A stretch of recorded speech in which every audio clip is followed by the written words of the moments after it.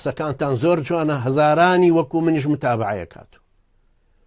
ئەگەر ئێمەی لە تەمەنێکی باوکو و مامی ئێوە یان ئێمە ببین بە ڕەمزی ئێوە هەموو تین و وزەیەکی ئێمن، هەموو ئەو ئومێدەن کە ئێمە بە درێژایی تەمەنی خۆمان ئەمانویست لە ئازادی و کەرامەتی ئینسانی کووردا بێتە دی. بەڵام ئەم تاغوتانێک کە بەسەرتانەوەن، ئەم حاکمە ڕەزا قورسانی 26 ساڵەتان چەوسێنەوە لە کەرامەتی ئینسانیەتان نێناوێتە خوارەوە، پێویستە ئێوە ڕاپەڕن و بشدانن کە شۆڕشەکەتان شۆڕشێکی نەفەس درێژ. لە خزمەتان ئابم بێ ئەوەی تەماکەمە هیچ شتێکی ئێوە لە سامانتان لە پلە و ناو لە مەنسەبێکی ئیداری لە خزمەتی ئومەتەکەمە ئابم هەتاکو ئەو ڕۆژەیە مرم، نە ڕۆژێ لە ڕۆژان مەسئولیەتی ژوەرەگرم، نە هێڵم دەوروبەریشم مەسئولیەتێک هەڵگرن کە خۆی پێوە بادەن.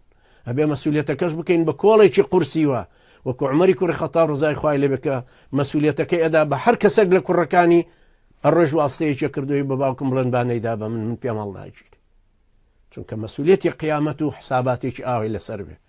ئەو ئەرزشێکی ئەرزی هەمووتانە، ئەو خاکە خاکی ئەو کەسانەیە لەسەر ێژین، نەک وەکو سەلاحەدین.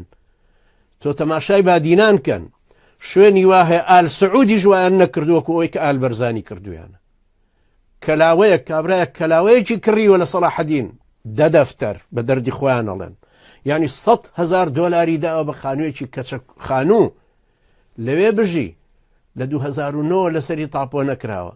دوای کە ڕۆیشتووە لە مزگەوتە لە شوێنەکە بە کابرایکی وتوتی وڵا لە 2009 خانوم کڕیوە لەسرم تاپۆ ناکەن. بەرامبەرێک جوابی داوتوتی کاکە جان من لە سەلاحەدین لەدایک بووم خانوەکەم لەسەر تاپۆ ناکەن. جا تۆ سەیری ئەمەکەن، یعنی تۆ سەیری ئال سعودی ژەمەی نەکردو کە ئال بەرزانیەکە. ئەوە ئەو ڕۆژەش دێ با وردە شۆڕشەکە لەسەر ئاگرێکی هادێ پێ بگا هەتا ئەو ڕۆژێ ئەوانش ڕائەماڵێ بە حەول و قووەتی خوا.